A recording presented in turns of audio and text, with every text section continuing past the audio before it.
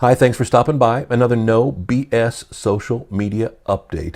Had a client the other day come to me and say that they were going to, be taking a break.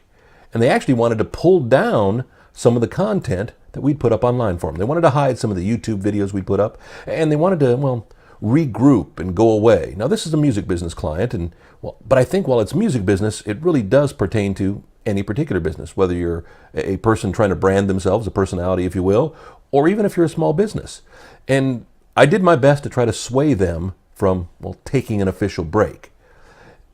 And I would want to do the same for you. And again, it wasn't about whether they were paying me or not. I don't care about that. It was for their best interest. Because sadly, in the world of social media, if you're out of sight, you're out of mind. That's why we talk about making sure you post on a regular basis, on a frequent basis. Now imagine we tell you, at a minimum, at least 3 what I call social media touches per day. So imagine every day away from 3 social media touches, and they're looking to take off, they're hoping, 3 to 4 months. Well, in 3 to 4 months, you're going to be out of everybody's timeline. They're going to forget about you. In the world of Facebook, the lack of contact amongst people back and forth means that your statistics, your numbers, your ability to get those posts out to be seen by people goes down. You're going to have to try to rebuild that literally from scratch. I can't imagine what it's going to do to her numbers, to her interaction on Facebook, not to mention the amount of fans she's going to lose.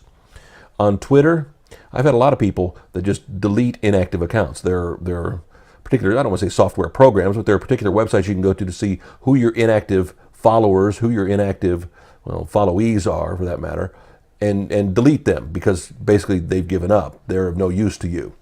So anytime you're taking a break, now it's one thing if you want to take a day off, a couple of days off, let's say you get sick, you don't feel good, you don't want to be a part, that's fine. At the same time, I always recommend, and we've talked about this before too, having some content in the can. I don't want to say it's generic, but have some stuff, whether it's Instagram pictures ready to go that you don't have to run out and take that day, that aren't necessarily time frame topical, to at least say in everybody's timeline. But I think you need to think about those things.